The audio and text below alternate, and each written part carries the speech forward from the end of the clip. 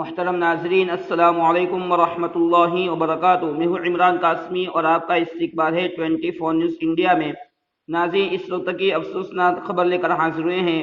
آپ کو بتا دیں کہ کابل کے اندر تعلیمی ادارے میں بم دھماکہ ہوا ہے۔ اس سے پہلے بھی کابل میں بھی بم دھماکے ہوئے تھے۔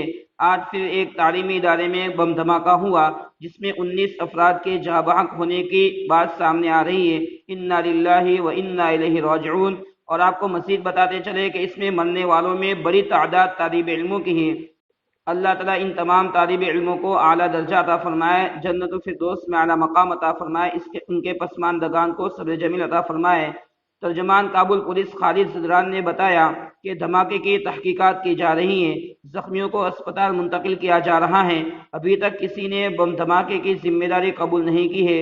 ناظرین، دعا فرمائیں اللہ تعالیٰ تمام کے حالات کو درست فرمائے، اور جو جانی مالی نقصان ہوا ہے اس کی بھرپائی عطا فرمائے، اور جو شہید ہو گئے ان کو اعلیٰ درجہ عطا فرمائے، اور ان کے پسماندگان کو صبر جمیل عطا فرمائے۔ ناظرین، مزید ویڈیوز کے لیے چینل کو سبسکرائب کر کے بیل آئکن پر کلک کریں۔ ملتے ہیں اگلی ویڈیو میں، تب تک کے لیے اپنوں کا خیال رکھیں۔ السلام علیکم ورحمۃ اللہ وبرکاتہ۔